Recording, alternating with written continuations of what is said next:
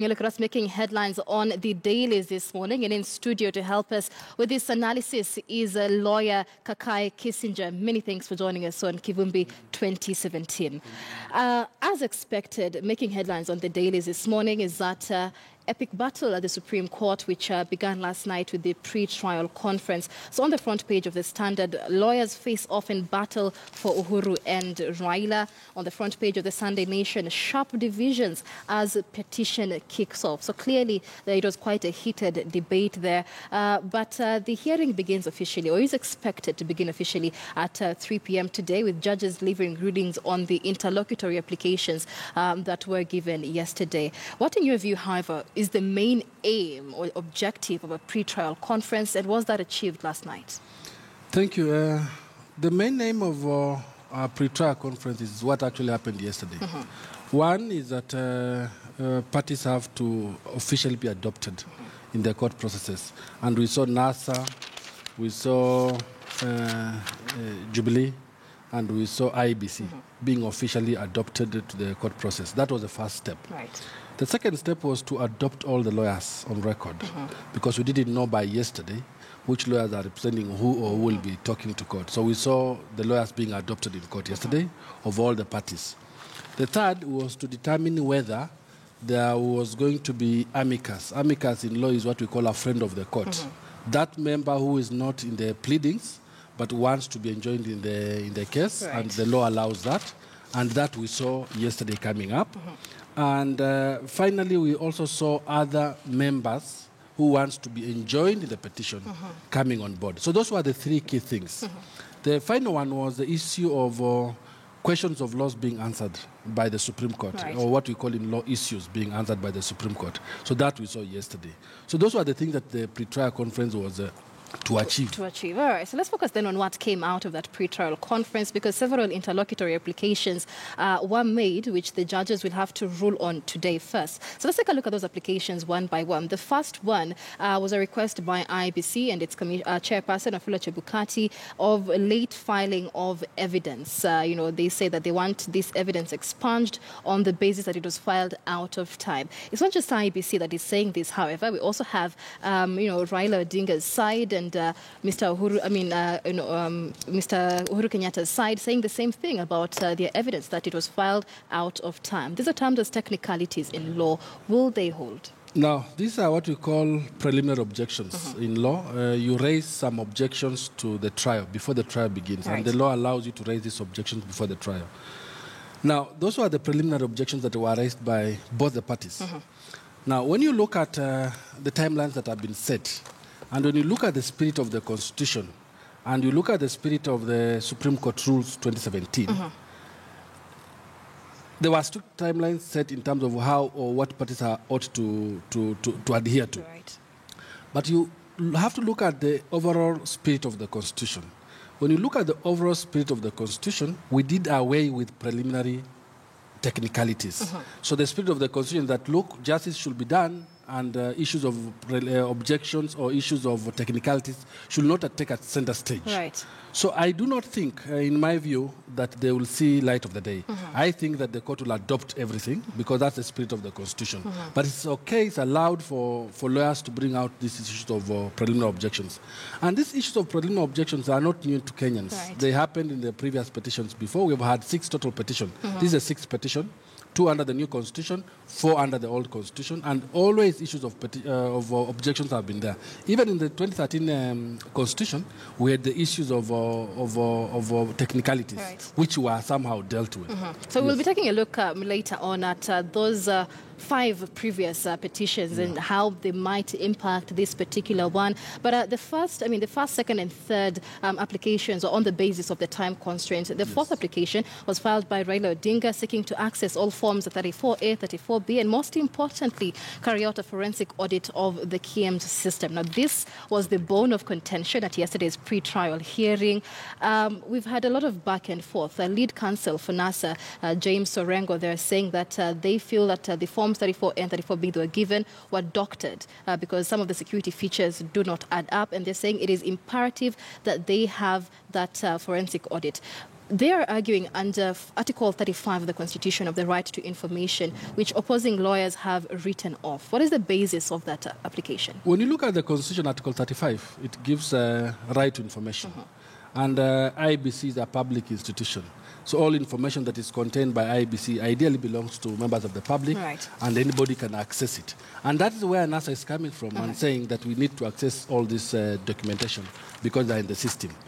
On the other hand, IBC is saying that, look, the system is an IBC system, and it's more sensitive if you get into it because there are issues that might happen. You might bring your IT experts, they'll go in and they'll mess the system. We don't have a problem with giving it to you, but we need more time. And we need to agree on the time frames in terms of how do we access it, because it's just not open to everybody, and there are security features in there that might be messed by your IT experts. That's the biggest bone of contention. Should that be allowed, then now the court will rule on that. Now, should that be allowed, then the court has to be very cautious in terms of the timelines, because we only have 6 days left. Actually, from today is 5 days left to the petition, because the judgment must be out on Friday. Now, you saw what lawyers were saying, that some were saying it will take 30 minutes. Another was saying 30 minutes. Then they shifted. They changed and said maybe 1 hour. The other side was saying, look, this thing will take about three weeks. 3 weeks' time. So there's basically not agreed modality of how and what they really want to do. Because at the end of it, James Orengo said, after 1 hour, he said, maybe the whole process will take us maybe 3 days. 3 days. Again, is this time that we have? Now, you don't want to go into a trial or attempting to go into a system without really knowing what you want to do and without knowing the time constraint that you have. But I guess that NASA is very keen in having that done and going into the system and seeing what happened. And IBC is saying, look, these forms are in Form 34A. What you should concentrate on is the Form 34A, which we have already given you. And they're disputing, saying that those forms are not the original forms. So definitely there's a problem. And that problem can only be sorted by the Supreme Court. That's why we are in the Supreme Court. So that is the first, bone of contention that the Supreme Court will be ruling on today. But we cannot speculate on what the Supreme Court will say, but there's only two outcomes. They will either rule in favor of or not in favor of. How will that affect the progress or the proceedings of the petition? I will think, being a lawyer, I will think that the possibility of the Supreme Court giving them that leeway is high. When you looked at the sometimes body language communicates. When I look at the body language of the judges yesterday, it's mostly high. That's why you saw one of the judges, Judge Isaac Lenaola, asking them a very intelligent question, but they didn't understand. Asking them, even if you got these things, which were not initially asked in your pleadings, how will you introduce them? Because the law has a way of introducing these things in court. How will you introduce them? So they might give them, but limit, because they want to access all the 40,000 plus forms. So all the data information. They might give them, but limit. And they will limit because of the issue of time frame. In 2013, we were faced with a similar thing, the retallying issue. And what the court did was, okay, fine, it's a right that you're asking to be retallied. We will allow it, but we will do a sample. So I suspect they will take a similar approach. Perhaps. And of course, you've said IBC has not really refused for an audit. They've just said, give us more time. But the perception out there is that IBC has refused a forensic audit. Do they have any legal backing for them to refuse? No, they can't refuse. Once the court orders that the petitioner has to access the data, they have no basis. It is the information to provide the data. It's a public document. It's a public information. It's enshrined in the Constitution. So they have got no reason or no basis to refuse. Neither are they refusing.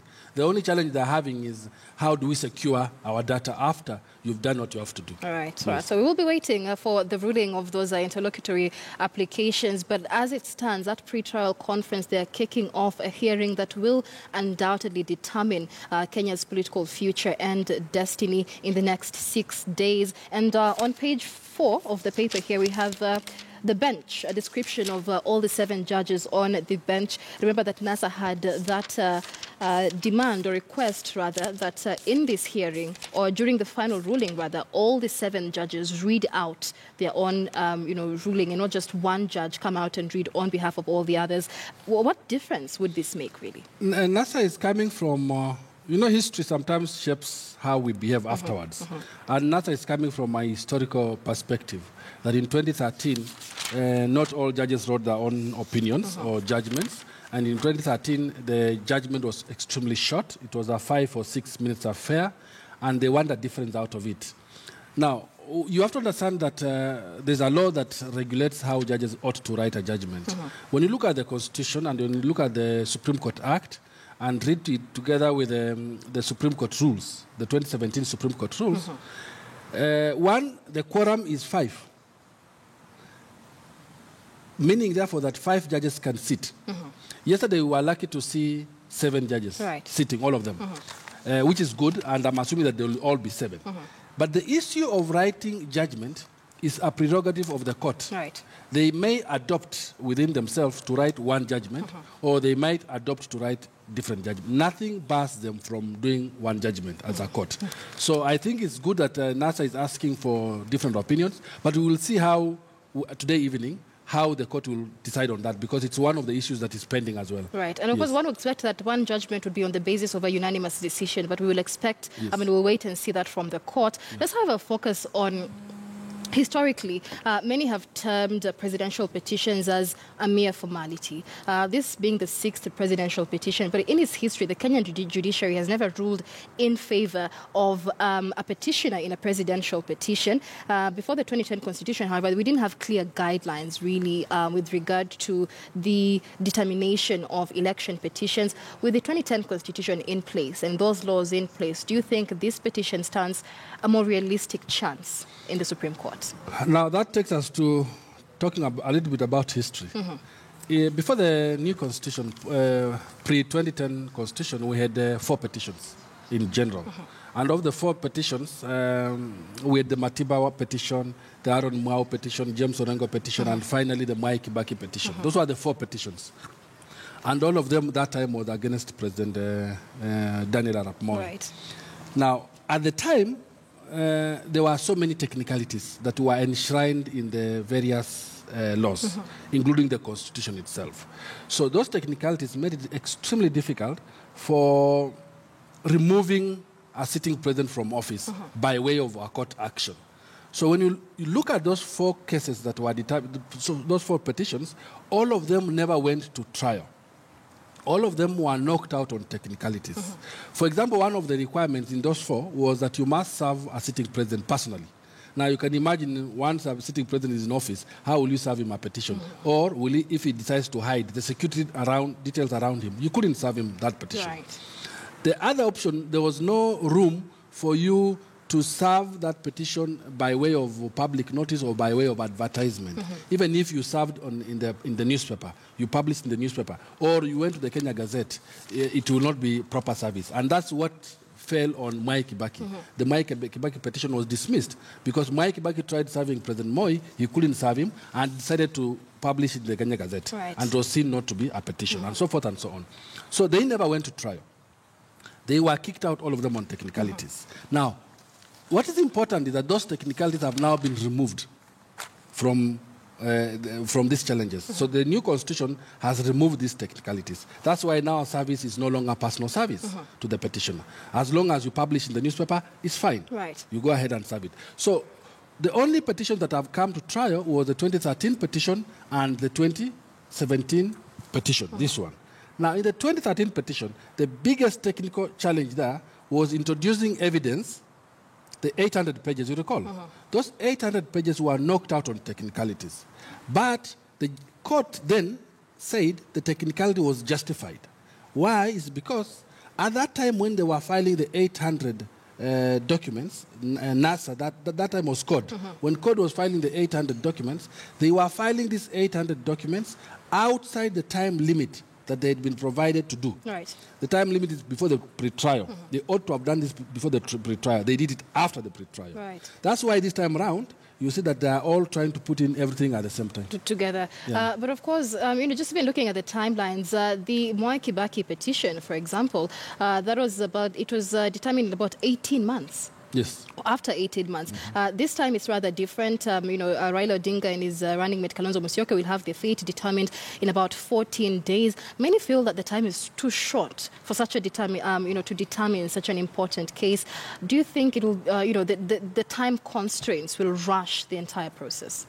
Let me tell you something which is very interesting. Why we have 14 days. when you look at the constitutional making process, we had the Guy-led commission, right. Professor Guy. After that, we went to the Kilifi draft. And after that, we went to the Bomas draft. Now, in the Guy draft, the number of days for settling a presidential dispute was 7 days.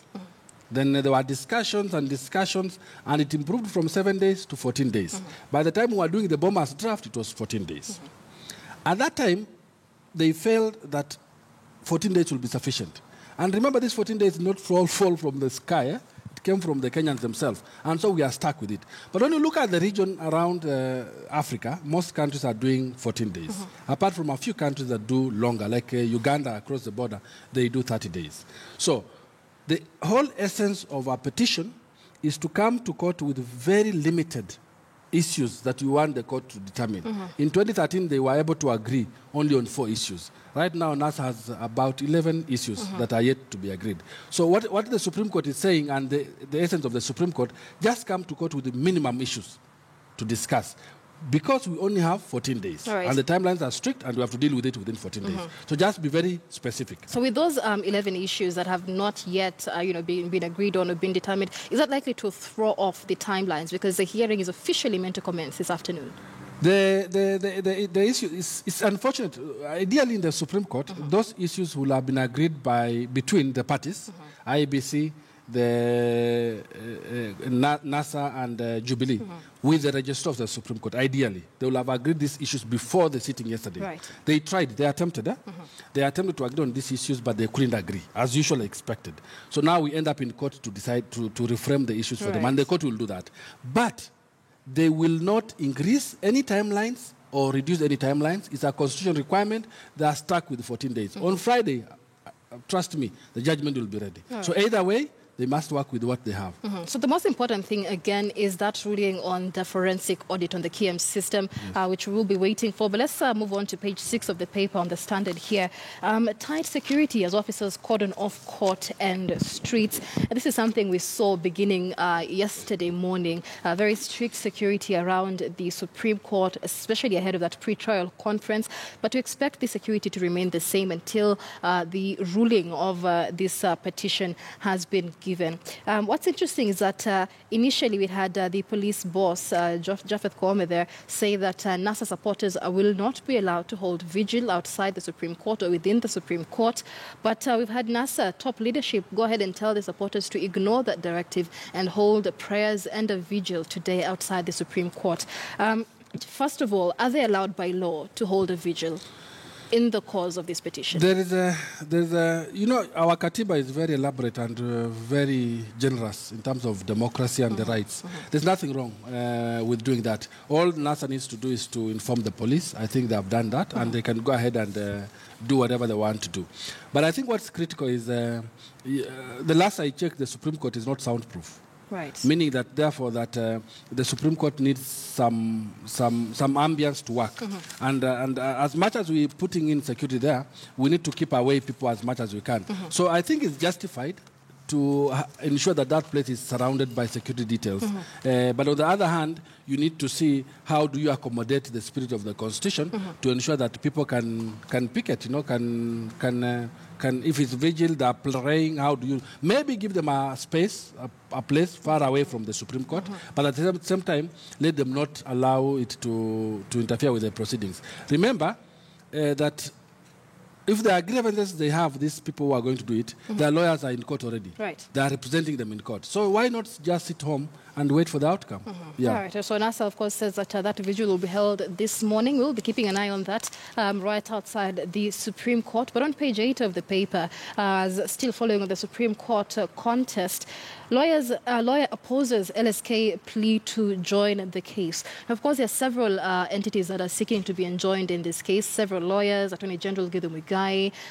We also have presidential candidates like Ekuru Aukot and Michael Wainaina. Will their enjoinment mean anything in this case? Yes. The Supreme Court rules allows for any party who seeks to be enjoined in the case to be enjoined. And that's why we saw about 3 lawyers seeking to be enjoined. Right. And we saw almost 4 people seeking to be enjoined as the amicus. Now, the opposition of of the lawyers is that I think one of the key issues is that Law Society wants to be enjoined as well. Right. And it's a division within the Law Society. It's a society that I do belong in, and it's a division in the Law Society. And one of the division is saying that some of the members who want to be enjoined in the petition have political affiliation with these political parties, both NASA and Jubilee. So that's one of the issues that the court will take into consideration. However, to be enjoined as a party, you must make an application, which was made, a written application, and you must justify why you want to be enjoined and give key reasons why you want to be enjoined. Remember, the court doesn't have time. So they want to give as much time to the parties in the suit as possible and minimize what I will call sideshows.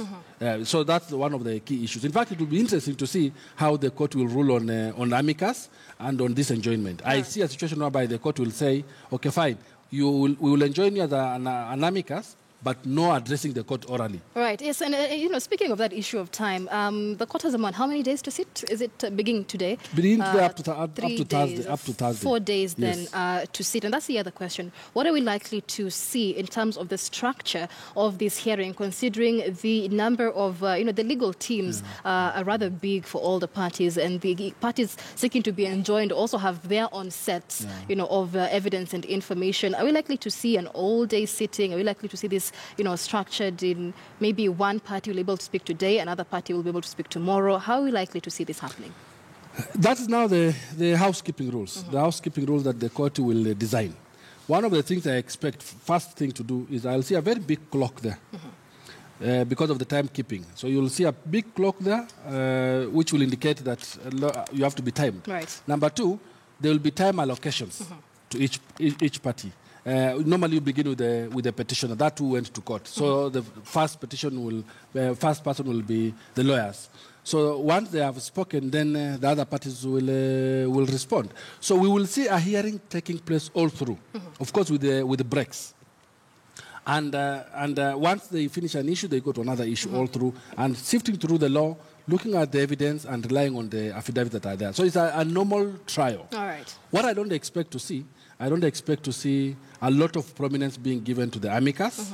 Neither do I expect to see a lot of prominence being given to those who seek to be enjoined. I suspect they might be told, do your written submissions and not oral. Right. Maybe they might allow amicus as the AG just to address the court. Maybe. Now, but that's for the court. The Supreme Court now is on the spotlight. I mean, the fate of the country literally now lies within the Supreme Court. But two things now come to light. First of all, the opposition led by Raila Odinga had openly expressed their dissatisfaction, so to speak, in the judicial system, saying that there was perceived interference of the executive on the judiciary. Remember, their first stance was, we will not go to court because we won't get a fair decision there. But then on page 8 of The Nation this morning, we have it here, CJ's critique of 2013 case returns to the spotlight. Now, before he became Chief Justice, David Maraga had criticized the court, or the Supreme Court then, for failing to ignore results of the court-ordered partial retallying of the votes in 2013. And so this was basically mismatches between the Forms 34 and Forms 36 back then, and the issue of rejected votes. And he strongly criticized the Supreme Court back then. How do you think that criticism is likely to affect the manner in which he himself handles the entire case? It's very good that you have raised this issue because we had touched on it. But let me start by the first issue you spoke about, the issues of supremacy of the Constitution vis-a-vis the three arms of government. The three arms of government, the judiciary, the executive, and the legislature, are completely independent according to the law.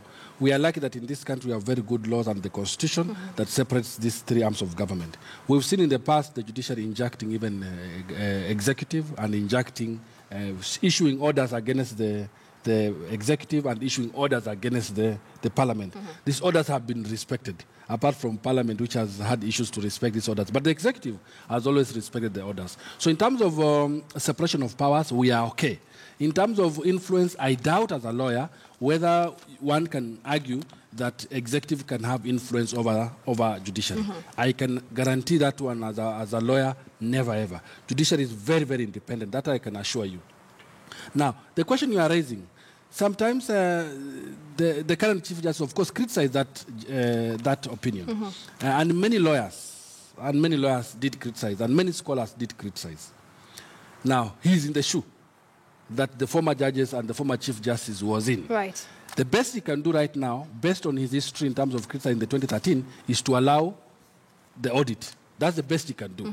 But he will also be caught up with that if he allows the audit, just to what extent. So he must also guard against that because they don't have the luxury of time. So I see a situation, and we had talked this before, I see a situation where they will allow NASA to audit the computers. I see that situation because of that criticism. Now, you know, the Supreme Court in 2013 also received a lot of criticism, not just from David Maraga, but, you know, from lawyers within the country, the international legal community, for being weak, for being vague, and for being too lenient. Those were the words used, especially by the international community. Are we likely, especially on that leniency issue, are we likely to see the Supreme Court make rather startling decisions in the course of this petition? You know, one of the biggest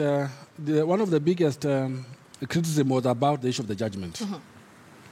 But with due respect, people who are criticizing didn't understand or didn't read the Supreme Court rules and the Act itself. Because what they did was to give a snapshot, just a very brief judgment within 5 or 6 minutes. Right. But that's allowed in the law, as long as you give the full written submissions much later. So that's allowed in the law. What might have been the issue was the jurisprudence or the legal reasoning. You know, the Supreme Court is supposed to come up with this first-class legal reasoning. But now we have a different bench, because that time, almost 3 judges who sat on that bench have since left. Right. So we have a new blood. We have the likes of Justice Lenaola now coming on board. We have Justice Mwilu coming on board. And we have the other judge who has just come on board. So we will see probably a different kind of jurisprudence. Right. Yes. Right. And of course, we keep saying that these last 2 petitions, this petition and the 2013 petition, being prosecuted under the 2010 Constitution, have a lot of differences as opposed to the other 4 petitions. But let's take a look at the 2013 scenario, for example. How different will it be from the 2017 petition, considering it is going under the same laws in the Constitution? It will be different in 2 ways. One, if NASA gets away, and they're very, very clear about that, if they get away with seeking to have an audit, and they're saying, like 2013, we want a full audit of the system. Right. So if they get away with that, then and they find some glaring mistakes, then they will be able to submit and say, look, this is a big mistake that we discover, is fraud and all that. In 2013, they were limited. In 2013, they were limited in terms of the scope. So they did the audit very limited, though. So that's the biggest difference here. So that will be the biggest challenge. Right. But the other biggest challenge will be if the court allows NASA to rewrite the pronouncements that the court made in 2013. And one of the pronouncements that the court made on 2013 is that spoiled ballot papers do not count to the 50+1 in terms of the mathematics. Right. So if that happens, then that will be a nightmare. Well, one of the lawyers representing Jubilee, Ahmed Nasir, there did come out and say NASA's request for forensic audit, first of all, is like asking the accused to provide evidence against themselves. Now, looking at that line of argument, and you know the arguments really by both the Jubilee and the IEBC side opposing this particular application. Is it likely that, with the issues of executive interference on the judiciary coming out, are we likely to see such claims come out again, especially from the opposition? Yes. One of the oldest legal arguments has been that if you are in custody of a document, and I didn't see this coming up yesterday, but probably it will come up again. If you are in custody of a document and you are a public entity, and that document is in your custody, and it will help me in terms of defend or prosecute my case. It doesn't matter whether you are the respondent or the petitioner. You are entitled to do what? To produce that evidence if it's in public domain. Number 2, you must, however, come up with what you call a prima facie case, something that is so grounding to compel me to give you that kind of evidence. So in this case, they should prove that IEBC has this data, IEBC has this system We can't operate with our case without going into this system, prove that it's only through that system we are able to prosecute our case. And that's where their case actually hinges on. And there's nothing wrong in law when you look at the Constitution in providing, as long as you prove that probably if we don't have it, then IBC can change these statistics. So I see that happening. All right, and I understand though, with regard to issues of technicality and evidence being filed out of time, one of the affidavits in question is one by Mr. Edward Ouko, which actually contains the information that would legitimize NASA's claims that the forms 34A and 34B they have been doctored, because that particular affidavit, which is now in contention, states or seems to have evidence showing that the forms 34As and 34Bs especially did not have security features matching that of the counties that they were allocated in. But let's focus on the fact that this issue is at the Supreme Court, unlike previously when all petitions were initially being lodged at the High Court and then next to the Court of Appeal. What difference does that make in the prosecution of this petition? Very good. Now, it's suicidal to file documents out of time in any pleadings. Because what we do is that lawyers from the other side will say, you file pleadings out of time and we have them struck out. Now, that is a valid technicality. Now, and I saw that happening not only on NASA lawyers, I saw that happening with the IBC as well, and I saw that happening with the Jubilee. And they say that some of the Jubilee issues were like, we filed our documents on time, but we went to serve NASA lawyers, and NASA lawyers had closed the offices. Right. So as long as now, in a case like that, as long as they prove that they filed on time, but service was a problem, and justify why they could not serve, because there's what we call affidavit of service. So whoever went to file or to serve must have prepared an affidavit and file explaining why they were not able to serve on NASA. Now, that cannot be removed from the record. It will be adopted on record because it's justifiable reason that you attempted to serve, but that person was not there because probably they had closed the office. Remember, these people were working midnight, up to midnight, and the deadlines were midnight. So I won't be sitting in my office past midnight or almost midnight waiting. Now, the issue that will give them difficulties is the issue of NASA. NASA filing an affidavit completely out of time. Now, that is completely in the prerogative of the court. The court will look at it, they have given them reasons, they have explained reasons, and the court will rule on that. Now, whichever way the court rules, if they rule that that affidavit is to be removed, then you realize that most of the evidence based on affidavit is removed from the court on the side of NASA. But my gut feeling will be, in the spirit of disclosure, in the spirit of constitutionalism, I highly doubt technicalities will take a center stage. But that is my personal opinion. Well, that of course lies completely on the Supreme Court. How important would you say this case is for the Supreme Court itself? This case is very important for the Supreme Court in two things. One, they have been criticized heavily. Some of 4 judges sitting there are old judges. They have been in the Supreme Court before, the first case 2013. They have been criticized heavily, whether rightly or wrongly, heavily. So one of the things they will be asking themselves, and they're human beings, they'll be asking themselves, what is it that we did not do in 2013? We received a lot of criticism. What is it that we can improve? So it's natural. A natural feeling. But there's been a question, considering 4 of the judges are the same judges in the 2013 petition, that there seems to be the same lineup of judges and almost the same lineup of lawyers as in the 2013 petition. So how different, really, is this outcome going to be? Exactly. It will be different in the following way. The old judges who sat in the Supreme Court must be reflecting. What were the mistakes we made in 2013? Why were we so heavily criticized? What can we do different? So that will change completely. 2, there's new blood in the Supreme Court who have come from the High Court, and the Chief Justice himself who came from Court of Appeal coming into the Supreme Court, and Justice Philomena Mwilu who came from the Court of Appeal coming in. So these are 3 new blood there. So we will see fresh ideas. Remember I said that the whole aspect of Supreme Court is to come up with first-class jurisprudence. Right. So we expect to see a groundbreaking judgment by Friday. So it will be different. And even how they will hold the decorum will be different. In terms of lawyers, we've seen new faces in the respondent's case. Right. Fred Ngatia was there in 2013. Now we have Senior Counsel Ahmed Nasir Abdullahi joining the group. In the NASA side, we have new lawyers. one lawyer has joined the group. Otienda Amolo has joined the group. Before was James Orengo and Oraro. Now there's a new lawyer on record. So we are also seeing fresh blood coming in. IEBC has also mixed a little bit. Last time we had Nani Mungai. Now we are having and Nyamodi. Now we have Nyamodi and others.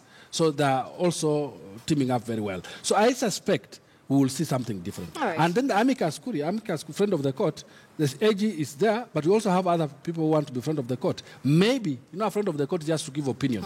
Maybe we'll see some fresh blood. But whatever the case is, the issues will be different from 2013. The evidence is different from 2013. The arguments that are being taking place are different from 2013. So we see a different thing. All right, let's focus on the fact that many critics have said this petition requires Solomonic wisdom in the manner in which it is handled. And one of the biggest issues of Kenya's election system is that there's usually that one wins all and the other loses everything. And that seems to be what has gotten us where we are today, with many suggesting that maybe we could have a situation where the loser becomes maybe the second in command or the vice president, a conversation for another day. But in terms of giving the final ruling in the prosecution here, at the end of the day on Friday, there will also be a winner and a loser. But do you think the Supreme Court can handle this in a wise way so that it's not one has lost everything and one has won everything? Actually, when you look at the spirit of Katiba, I don't think that the winner takes it all anymore, what we call fast pass, the post-election. Right. I don't think that the winner takes it all. That's why we have the new constitution. It's only that we Kenyans believe that the presidency is the thing. Right. Because we have devolution now. And once we have devolution, some breadcrumbs are going to counties and spreading all over. So we can't say that everything, the cake is at the executive. But I suspect that there are more powers being the head of state, commander-in-chief. But the spirit of the constitution was to do actually away with that. What was the second question? Well, the question is, how can the court handle this issue in a manner that we don't have somebody who has lost everything and somebody who has won everything at the end of it all? A legal dispute is like a football match. If you are to compare like that, there's always a winner and a loser. Right. So on Friday, we will have a winner who will be very happy celebrating and the members and the voters celebrating. On Friday, we'll also have a loser. But what is important, and that's why it's a legal contest. People come to court and it's public and everyone knows you lost because of this and that. But what's important for me is what reforms will come out of this election petition. Right. Because once a judgment is delivered, I can assure you, in 2013, that judgment took away IEBC, if you remember, that the effect, in essence, were like IEBC must go home, and it happened. If this judgment comes out on Friday, two things will happen. Actually, three things will happen. One, either the petitioner will win. Two, the respondent will win, or vice versa. Right. The second option will be if it touches heavily on how IEBC handled the petition, the election, and has a very strong pronouncements on whether IEBC did wrong or right, which is likely the case, by the way, because it's a party. That's why it's being defended. Then we'll see changes in IEBC. So either way, the petition leads to reform. Because all the petitions, remember, we talked about before the Constitution, all led to reforms. 2013 petition led to reforms. We are beneficiary of 2013 as well. Right. So this will also lead to reform. Right. That's the key thing. And finally, of course, we've seen President Uhuru Kenyatta and members of the Jubilee Party reach out to speak, tell the opposition, please accept the verdict of the Supreme Court. Raila must accept the verdict of the Supreme Court. It is the highest court of the land. Its decision is meant to be final. But should the petitioner not win this case, what options do they have? Actually, the president ought not to remind anybody to accept the decision. The law says that the Supreme Court is the apex court in the land, and the decision is final. And that happened in 2013, and people accepted and moved on. But I guess that if NASA doesn't win the petition, if I heard them saying they have other remedies exposed to them. Now, those are their own remedies. It's their right. If they want to picket, it's whatever they want to do, it's their right. But then the law says you must respect the outcome of the Supreme Court. Because I suspect it can go either way. So if it goes either way, I will expect that then the president will also expect to respect. So that's why he's saying, you guys, if I win, respect. If you lose, I'll respect. So either way. And knowing how the president has been running the country, and I suspect he will follow the rule of law. If in the event it goes either way. And then finally, of course, everybody is holding their breath, still waiting for the final verdict so that the election can finally be over if that is the decision of the court. But what is the fate of the country really after this ruling? Because there's only about 2 or 3 options the Supreme Court has which will affect the fate of this country. If the petition is ruled in favor of the respondent, the president, he will quickly be sworn in. 7 days after the petition, he will be sworn in and he becomes the commander-in-chief. And then he starts running the country. He starts appointing cabinet secretaries. He will appoint ambassadors. You remember, under the constitution, those are his responsibilities. Right. Because he's going to reshape the cabinet, and other appointments will be done, which he now can't do because there's a pending petition. 2, you will see Parliament now resuming fully. Of course, right now, nothing stops the president from reconvening the parliament, which he has already done. But we already see now the likes of Moses Wetangula saying the fact that he's called parliament to sit is a means of undermining the petition that is already in court. That's a wrong legal argument. Moses is a lawyer. He knows this very well.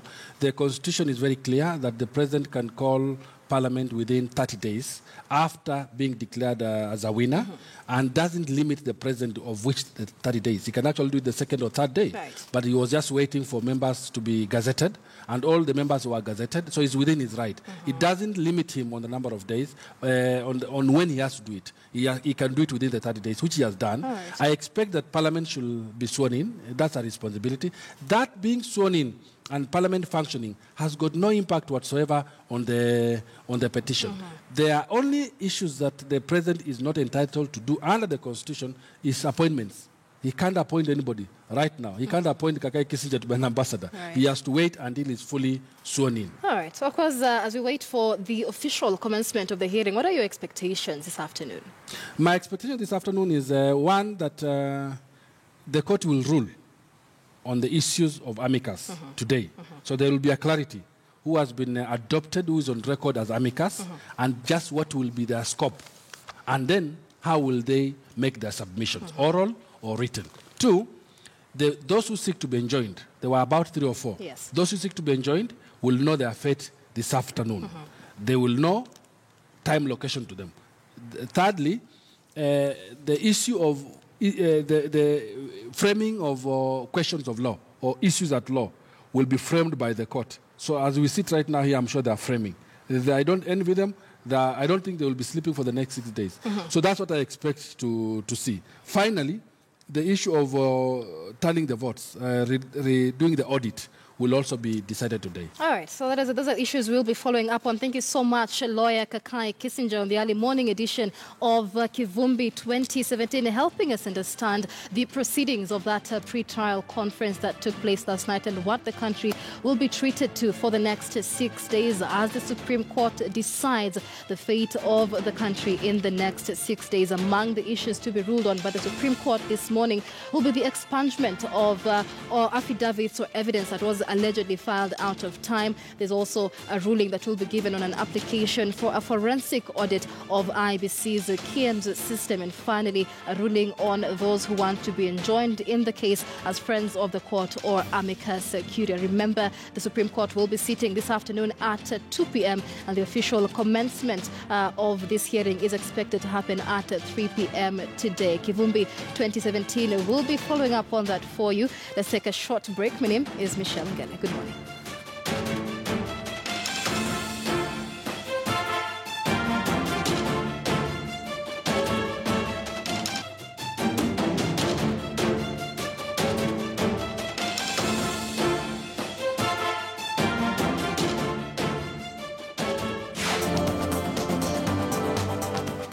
In his 62 years